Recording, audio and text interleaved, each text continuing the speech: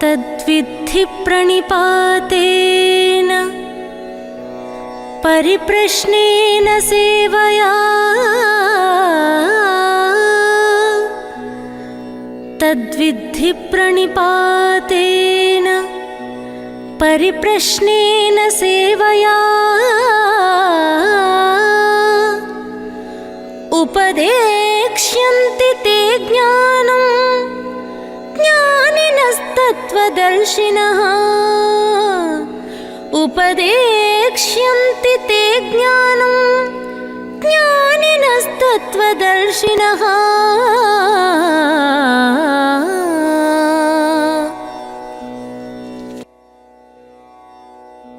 यज्ञात्वा न पुनर्मोहम् एवं यास्यसि पाण्डव यज्ञात्वा न पुनर्मोहम् एवं यास्यसि पाण्डव येन भूतान्यशेषेण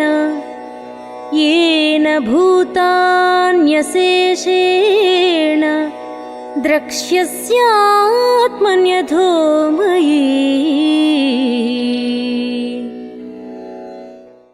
ओम शांति। श्रीमद् भगवद गीता में रुचि रखने वाले सभी भाई और बहनों को सादर प्रणाम। भगवान वाचा तमसोमा ज्योतिर्गमया कार्यक्रम में आपका फिर से स्वागत है। भगवान को प्राप्त करने की सत्य और सहज विधि गीता से प्राप्त होगी। हम आशा करते हैं कि पिछले 4 एपिसोड्स में हुई विस्तृत चर्चाओं से आप इस गुह्य सत्य को अच्छी तरह से समझ चुके होंगे।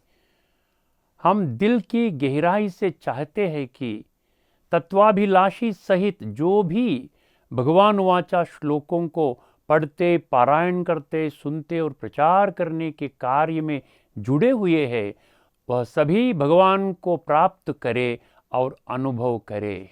जैसा कि हमने इस एपिसोड्स में कई बार बताया है, अब तक 145 देशों में रहने वाले विभिन्न धर्मों और विभिन्न वर्गों के 20 लाख ब्रह्म कुमारी साधक भगवान को प्राप्त कर भगवान द्वारा बताए गए मार्ग पर चलते हुए अपने जीवन को श्रेष्ठ सुखमय बना रहे हैं। इसे उदाहरण के रूप में देखने के लिए और अनुभव करने के लिए आप अपने नज़दीकी ब्रह्मा कुमारी सेवा केंद्र पर जरूर जाइए। हम यह आपसे अनुरोध करते हैं। ब्रह्मा कुमारी द्वारा प्रदान की जाने वाली सेवाएं पूर्णतः निःशुल्क है। इस महान सत्य को आपके सामने रखने के लिए ही ब्रह्म कुमारी शांति सरोवर एकेडमी हैदराबाद द्वारा 3 दिसंबर 2022 को गीता जयंती के शुभ दिन पर यह भगवान वाचा कार्यक्रम शुरू किया गया।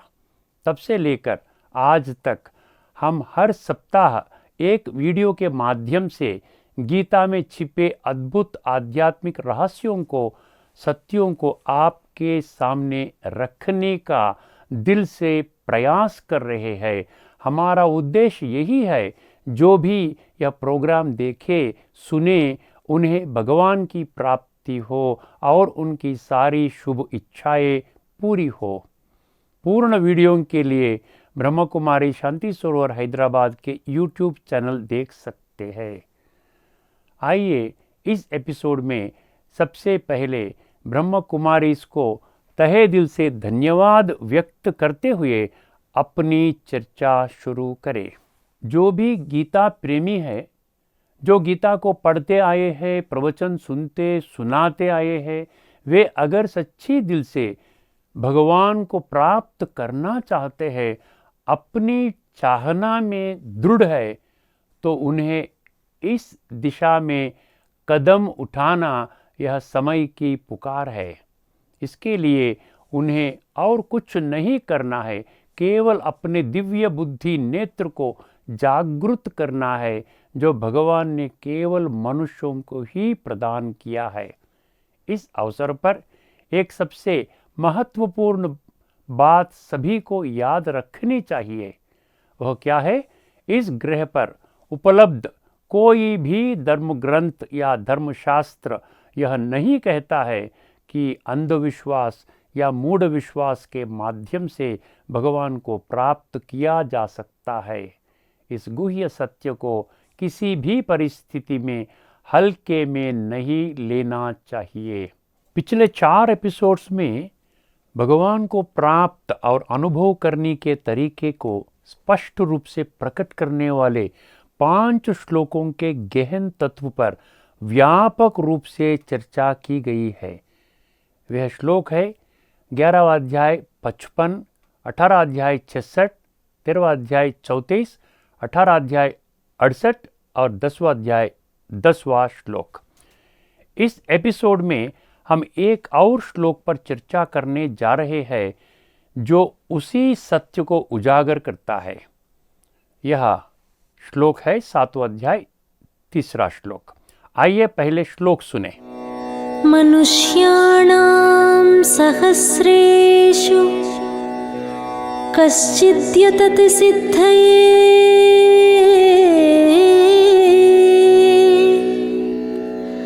मनुष्याणां सहस्रेषु कश्चिद्यतति सिद्धये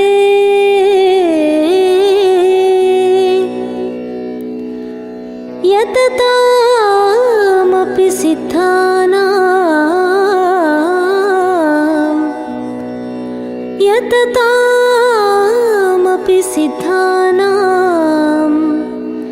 कश्चिन्मां वेत्ति तत्त्वतः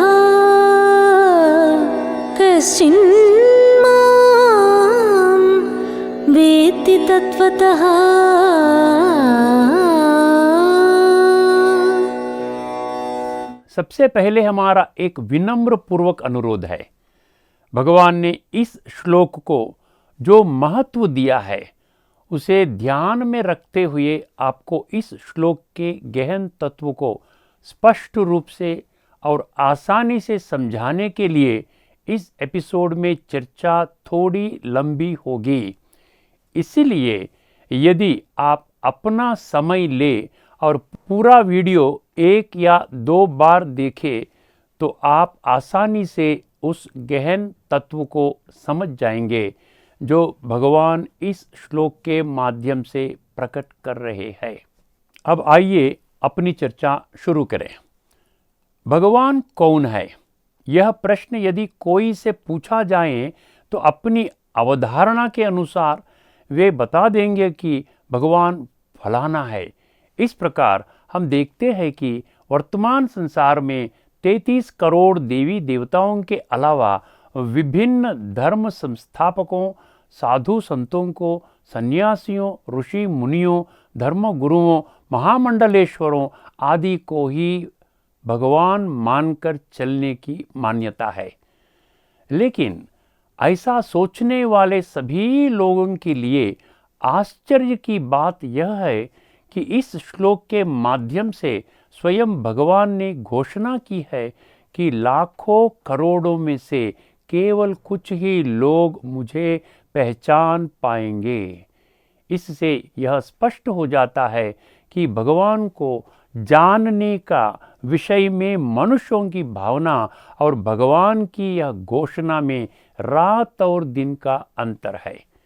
यदि मनुष्य की भावना सत्य है तो भगवान का कथन असत्य होगा। किसी भी परिस्थिति में यह नहीं कह सकते कि दोनों सत्य है। संसार में बहुत ऐसे बातें हैं जो स्पष्ट नहीं होती, लेकिन भगवान के बारे में ऐसा नहीं होना चाहिए। जबकि वह हमारे पिता है तो उनके बारे में हमें एकदम स्पष्ट सत्य जानकारी होनी चाहिए। इस अवसर पर आइए हम कुछ महत्वपूर्ण श्लोकों पर विचार विमर्श करें जो इस संबंध में सत्य को प्रकट करते हैं कि भगवान एक है। 10वां अध्याय 32वां श्लोक में भगवान ने स्वयं कहा, केवल मैं ही सृष्टि के आदि, मध्य और अंत का ज्ञाता हूँ। 9वें अध्याय 17वां श्लोक में उन्होंने कहा, मैं ही एक भगवान हूँ जो इस संसार में रहने वाले 800 करोड़ लोगों का पिता हूँ। 18 अध्याय 66वां श्लोक में उन्होंने कहा, सभी देह धर्मों को त्याग दो और केवल मुझ एक भगवान की शरण लो। 7वां अध्याय 26वां श्लोक में उन्होंने कहा, मुझे 800 करोड़ लोगों के भूत वर्तमान और भविष्य का ज्ञान है, लेकिन मेरे बारे में कोई नहीं जानता। इस प्रकार देखा जाए तो गीता के 574 भगवान वाचा श्लोक इस सत्य को स्पष्ट रूप से उजागर करता है कि इस ग्रह पर सर्व मनुष्य आत्माओं के लिए एक ही भगवान है। इस सत्य के समर्थन करते हुए हमारे धर्म ग्रंथों में भगवान को परमात्मा या भगवान के रूप में वर्णित किया गया है, लेकिन कहीं भी उन्हें परमात्माए या भगवानों के रूप में वर्णित नहीं किया गया है। इस चर्चा को ध्यान में रखते हुए आइए हम 7वां अध्याय 3 श्लोक में प्रकट गहरे तत्व को समझने का प्रयास करें। 574 भगवान वाचा श्लोकों में से यह सबसे अनोखा श्लोक है। भले ही सभी धर्मों के लोग यह सत्य को मानते हैं कि आज इस ग्रह पर 800 करोड़ लोगों के लिए केवल एक ही भगवान है, परंतु वह एक भगवान को किस आधार से प्राप्त कर सकते हैं, इस प्रश्न का उत्तर इस श्लोक से स्पष्ट रूप से पता चलता है। जो लोग अपने दिव्य बुद्धि से इस श्लोक के तत्व ज्ञान को समझते हैं, उनके लिए भगवान को प्राप्त करने की विधि स्पष्ट हो जाती है। अब आइए इस श्लोक में प्रकट तत्व को समझने का प्रयास करें, क्योंकि इस श्लोक के साथ अन्य कई श्लोकों में स्वयं भगवान ने ही यह सत्य को स्पष्ट कर दिया है कि भगवान को तत्व ज्ञान के आधार पर ही प्राप्त किया जा सकता है। आइए अब इस श्लोक में शब्दों के अर्थ जानते हैं। मनुष्याणाम सहस्रेषु शब्दों का अर्थ है हजारों मनुष्यों में से। कश्चिद शब्द का अर्थ है एक ही मनुष्य। यतति का अर्थ है कि जो प्रयास करता है। सिद्धये का अर्थ है भगवान की प्राप्ति के लिए आवश्यक आध्यात्मिक ज्ञान प्राप्त करना। यततामपि सिद्धानाम का अर्थ है जो ऐसी सिद्धि प्राप्त करने का प्रयास करते हैं, उनमें से।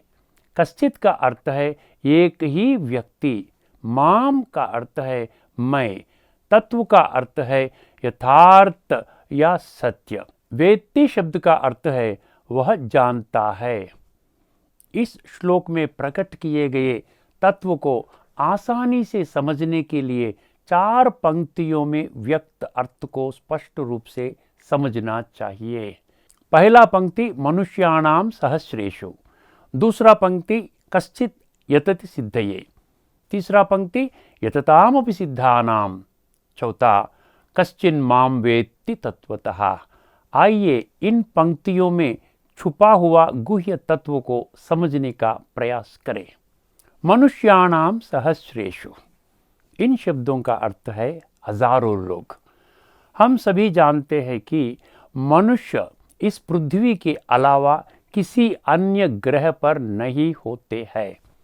इस समय इस धरती पर 800 करोड़ लोग हैं, अर्थात मनुष्याणाम सहस्रेषु की पंक्ति इस गुप्त सत्य को स्पष्ट रूप से उजागर करती है कि भगवान ने अपने 574 श्लोकों के माध्यम से जो आध्यात्मिक ज्ञान प्रदान किया है, वह समस्त मानव जाति के उत्थान के लिए ही निर्देशित है। 25 श्लोकों में जो है 5 शब्द मनुष्य, मानव, प्रजा, नर और जन। मैं रिपीट करता हूँ, इस 5 शब्द मनुष्य, मानव, प्रजा, नर और जन समाहित है। वे यही सत्य को स्पष्ट करता है। इस अवसर पर हम पहले ही इस एपिसोड्स में कई बार चर्चा कर चुके हैं कि सभी मानव जाति एक भगवान की संतान है। स्वयं भगवान ने श्लोक 9 अध्याय 17वां में पिताहमस्य जगतः पंक्ति के माध्यम से यह स्पष्ट किया है। इस सत्य का समर्थन अर्जुन ने भी 11वां अध्याय 43वां श्लोक में अर्जुन उवाचा पितासी लोकस्य चराचरस्य पंक्ति के साथ किया है। वर्तमान के संसार के लोग भी यही सत्य को त्वमेव माता च पिता त्वमेव हेवेनली गॉड फादर शब्दों द्वारा व्यक्त करते हैं। इसी सत्य के आधार पर सार्वभौमिक भाईचारा यूनिवर्सल ब्रदरहुड कहते हैं, वसुदैव कुटुंबकम, सर्वे जनाः सुखिनो भवन्तु, लोकाः समस्ता सुखिनो भवन्तु का दिव्यता प्रेरक नारा उभरा है। गीता प्रेमी इस गुह्य एवं महान सत्य को किसी भी परिस्थिति में नजरअंदाज नहीं कर सकते। इस प्रकार मनुष्याणाम सहस्रेषु पंक्ति के माध्यम से भगवान स्वयं इस गुप्त सत्य को हमारे सामने ला रहे हैं कि सारी संसार के लिए भगवान एक ही है। अब हम दूसरी पंक्ति का अर्थ समझने का प्रयास करते हैं। वो पंक्ति क्या है? कश्चित यतति सिद्धये। इसका अर्थ है हजारों में से केवल एक व्यक्ति मुझ भगवान को पाने का प्रयास करता है। आइए इसमें दो शब्द यतति और सिद्धि का मतलब साफ समझ लेना चाहिए। वो दो शब्द क्या है? यतति और सिद्धि। यतति का अर्थ है प्रयास करना। आध्यात्मिक जगत में मनुष्य द्वारा किए गए इस प्रयास को पुरुषार्थ कहा जाता है। पुरुषार्थ का अर्थ को स्पष्ट रूप से समझना चाहिए। पुरुष का अर्थ है आत्मा और प्रकृति का अर्थ है शरीर। अर्थात आत्मा को शुद्ध और शक्तिशाली बनाने वाला कर्म करना ही पुरुष अर्थ कहलाता है। इसी प्रकार स्थूल शरीर के उत्थान के लिए किए जाने वाला प्रत्येक कर्म प्रकृति अर्थ कहलाता है। धार्मिक जगत में सभी उपलब्ध शास्त्रों ने भी पुरुषार्थ को ही प्राथमिकता दी है। यानी हर किसी को अपना ध्यान इस बात पर केंद्रित करना चाहिए कि आत्मा को पवित्र और शक्तिशाली कैसे बनाया जाए। गीता प्रेमियों को इस सूक्ष्म सत्य को हल्के में नहीं लेना चाहिए, क्योंकि भगवान के लिए यह आवश्यक नहीं कि वह हमें विशेष रूप से सिखाए कि इस स्थूल विनाशी शरीर को शुद्ध करने के लिए नहाना चाहिए और उसे शक्तिशाली बनाने के लिए भोजन करना चाहिए। यह दैनिक प्रक्रिया सहज ही अपने आप ही होती है।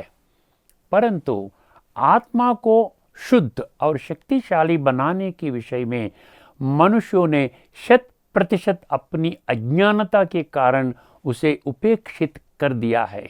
इसलिए गीता और अन्य धर्मग्रंथों का सुझाव है कि वर्तमान लोगों को पुरुषार्थ पर ध्यान केंद्रित करना चाहिए, क्योंकि आज के लोग मैं आत्मा हूँ और यह शरीर मेरा है इस मूल आध्यात्मिक सिद्धांत को नज़रअंदाज कर देते हैं और 24 घंटे मैं शरीर हूँ के भ्रम में अपना जीवन व्यतीत करते हैं।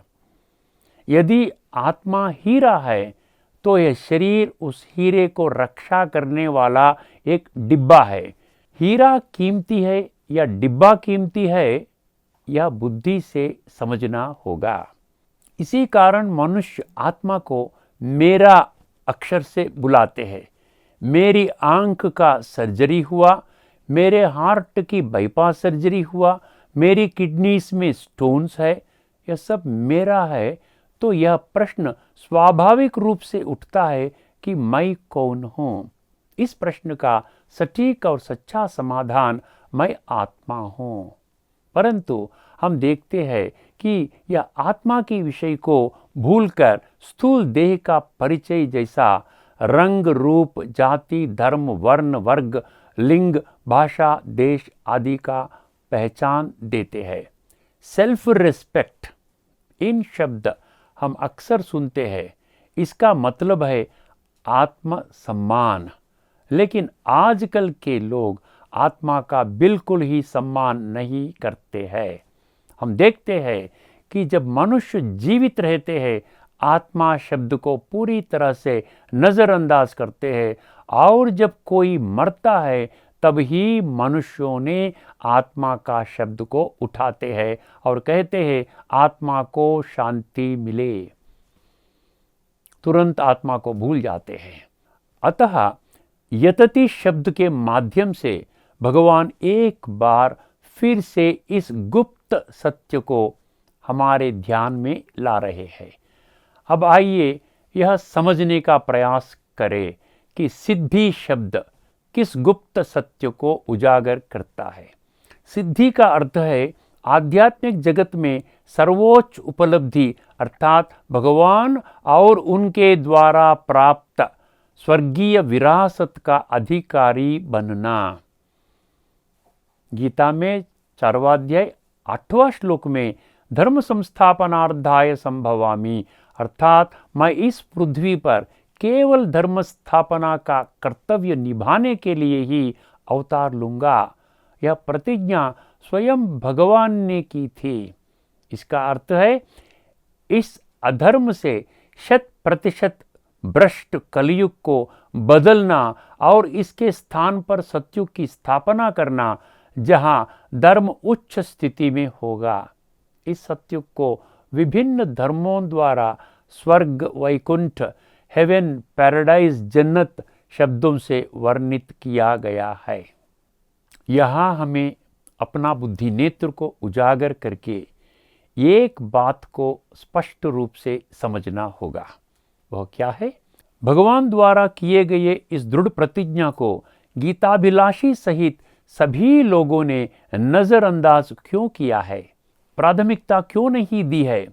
इसमें कोई संदेह नहीं है कि जिन्हें इस प्रश्न का सत्य एवं तर्क पर आधारित स्पष्ट उत्तर मिल जाएगा, उसे भगवान की प्राप्ति अवश्य होगी। सिद्धि का अर्थ है आने वाले सतयुग में उत्तम जन्म प्राप्त करना। इस चर्चा से हम आशा करते हैं कि कश्चित यतति सिद्धये पंक्ति से प्रकट गुप्त सत्य आपको स्पष्ट रीति से समझ में आया होगा। इसका मतलब है कि हजारों लोगों में से केवल एक व्यक्ति ही भगवान की प्राप्ति के लिए पुरुषार्थ करता है। इस पंक्ति से प्रकट सूक्ष्म सत्य को नजरअंदाज करने का एकमात्र कारण यह है कि श्रीमद् भगवद गीता जैसा कि सभी मानव जाति सोचती है, वह केवल एक धर्म की ग्रंथ नहीं है। इस विषय को हमें इन एपिसोड्स में बार बार चर्चा की गई है।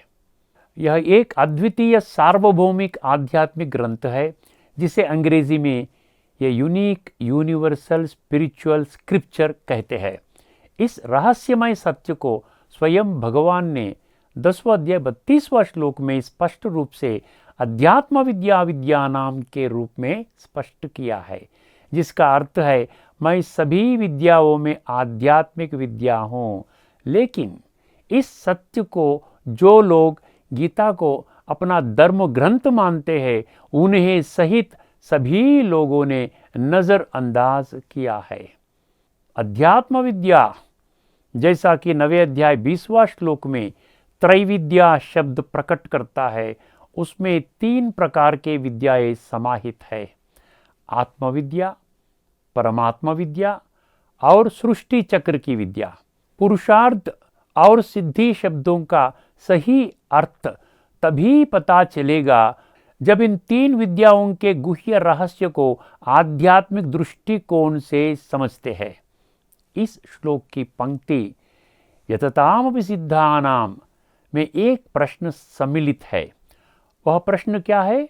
इस प्रकार जो मनुष्य परम सिद्धि अर्थात भगवान की प्राप्ति के लिए पुरुषार्थ करते हैं, उनमें से आखिर भगवान की प्राप्ति किसे होती है और किस आधार से होती है?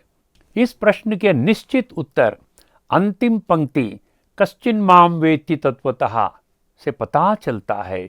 गीता प्रेमियों को इस पंक्ति से प्रकट तत्व को स्पष्ट रूप से समझना चाहिए।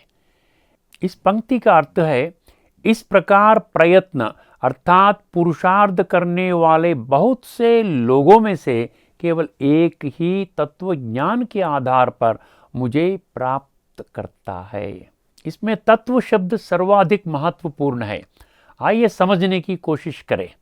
तत्व का अर्थ है यथार्थ या सच्चाई। यह 100% तर्क संगत है। वास्तव में स्वयं भगवान ने 18 अध्याय 22वां श्लोक में यह स्पष्ट किया है कि सत्य और तर्क से रहित किसी भी ज्ञान को तामस ज्ञान कहा जाता है। तत्व को समझना माना स्वयं और भगवान का वास्तविक पहचान का एहसास करना और मन और बुद्धि को भगवान पर केंद्रित करना है। इसे राजयोग कहा जाता है और यही 574 भगवान वाचा श्लोकों का सार है। इस प्रकार समझने से ही गीता मेरे जीवन को बेहतर किस प्रकार बनाती है यह सत्य स्पष्ट हो जाता है। यह तत्व ज्ञान से ही संभव है। हमने तत्व के महत्व और वास्तविक अर्थ पर 22वां एपिसोड से 25वें एपिसोड तक 4 एपिसोड में इस मामले पर गहन चर्चा की है। इस एपिसोड्स को दोबारा देखने से तत्व का विषय स्पष्ट रीति से जान सकते हैं। अब इस श्लोक से प्रकट गुह्य तत्व को समझना बहुत आसान हो गया है। आज इस ग्रह पर रहने वाले हजारों लोगों में से केवल एक व्यक्ति ही भगवान को प्राप्त करने के लिए आवश्यक आध्यात्मिक ज्ञान प्राप्त करने का प्रयास करता है। इस प्रकार पुरुषार्थ करने वाले कई लोगों में से केवल एक ही अंततः तत्व के आधार पर भगवान को प्राप्त और अनुभव कर पाता है। इस श्लोक में कश्चिन माम वेत्ति तत्वतः पंक्ति के माध्यम से स्वयं भगवान ने यह बात स्पष्ट रूप से बता दी है कि वास्तविक रूप में उन्हें तत्व ज्ञान के आधार पर बहुत कम लोग पहचानते या जानते हैं। इस रहस्यमय सत्य को गीताभिलाषी अर्थात भगवान के प्रेमी किसी भी परिस्थिति में नजरअंदाज नहीं कर सकते। अब हर किसी के दिल में एक सवाल स्वाभाविक रूप से उठता है, वह क्या है? स्वयं भगवान ने यह घोषणा की, जो इस ग्रह पर रहे 800 करोड़ लोगों में से केवल कुछ ही लोग मुझे तत्व ज्ञान द्वारा जान पाएंगे। भगवान को जो ऐसा जान चुके हैं वे लोग अब इस ग्रह पर कहाँ हैं?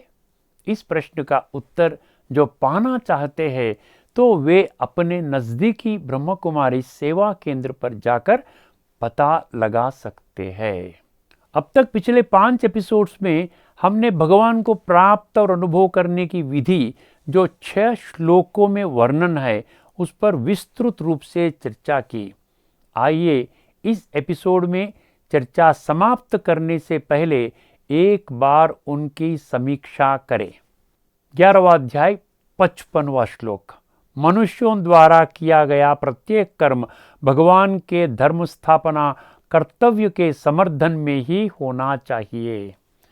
दूसरा श्लोक 18वां अध्याय 66। देह और सभी देह धर्मों को त्याग कर केवल एक भगवान की शरण लेनी चाहिए।